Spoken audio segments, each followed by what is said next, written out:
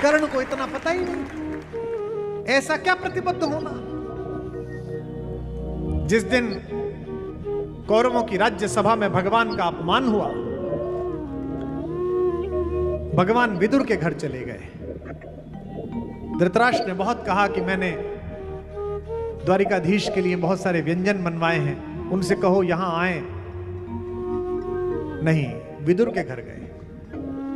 कहा विदुर की पत्नी से, मां कुछ भोजन दे।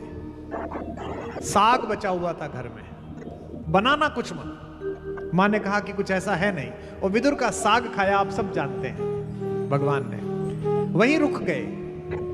सुबह कर्ण भगवान से मिलने के लिए गया। कर्ण भी जानता था कि मेरे मित्र ने गलत पंगा ले लिया है।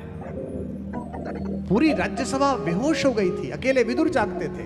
अभी मैंने प्रसंग सुनाया आपको जब प्रारंभ किया था। सुबह जब माधव जाने लगे, जब उनके रथ लगाया तो कर्ण सामने पहुंच गया। कर्ण ने हाथ जोड़कर कहा कि केशव, मैं कल अपने मित्र दुर्योधन की मूर्खता के लिए आपसे क्षमा मांगता हूं, आप उसे माफ कर दीजिए। जो हमारी इस बिटिया ने पूछा, सृष्टि ने, भगवान को क्रोध नहीं आता।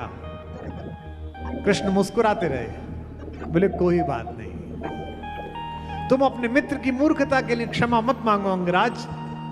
तुमने तो कोई अपराध जो किया है उसका दंड तुम्हें मिलेगा, उसने जो अपराध किया है उसका दंड उसे मिलेगा, लेकिन उसकी नीचता के लिए तुम क्षमा मत मांगो। उसने कहा फिर भी अपने क्रोध को थोड़ा शांत कर लीजिए, मैं आपसे क्षमा मांगता हूं। भगवान ने कहा आओ मेरे रथ पर बैठो। भगवान उसे अपने रथ पर बिठा कर ले गए। यहां देखिए कितने बड़े स्ट्रेटेजिस्ट हैं, कितने बड़े रणनीतिकार हैं। पहली बार कर्ण को पता चला कि वो किसका बेटा है। भगवान जानते थे कि या तो ये मेरे कहने पर इधर की तरफ आ जाएगा, और नहीं आया तो इसका मनोबल तो तोड़ ही दूंगा। आज तक इसे पता नहीं है कि सामने मेरे भाई हैं। महाभारत के युद्ध से ठीक पहले बलिहारी जाइए कृष्ण जैसे स्ट्रेटेजिस्ट पर। हमको कृष्ण जैसे स्ट्रेटेजिस्ट चाहिए।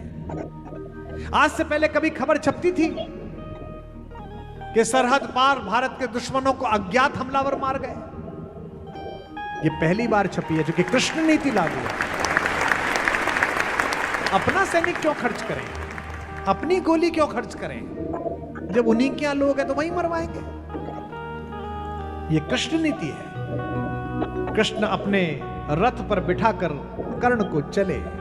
हरि बड़े प्रेम से कर धर कर उसके कंधे पर हाथ रखा, ले चढ़े उसे अपने रथ पर। रथ चला, परस्पर बात चली, शम दम की टेढ़ी घात चली। कर्ण से बात कर रहे हैं भगवान।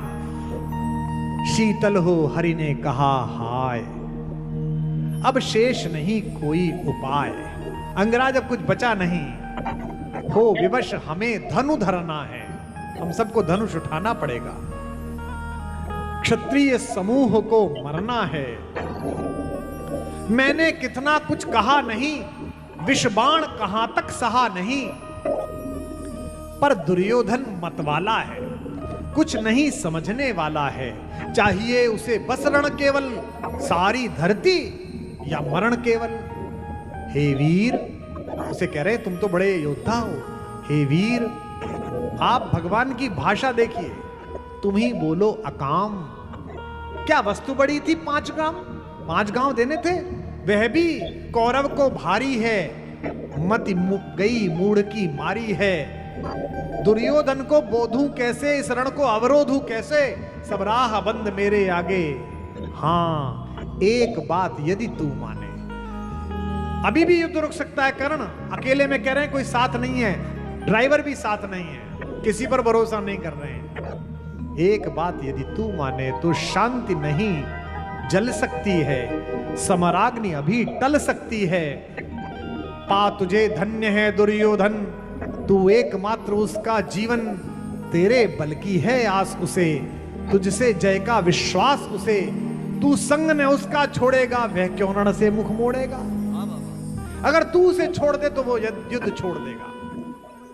अब भी कर्ण नहीं माना। अब भगवान ने अपना इक्का निकाल कर चला। तुझे पता है क्या अघटनीय घटना कराल। कितनी बुरी घटना हुई। तू कुंती कुक्षिका प्रथम लाल, तू कुंती का सबसे बड़ा बेटा है। बनसूत अनादर पाता है, कौरव के दल में रहता है, किस्मत के फेरे में पड़कर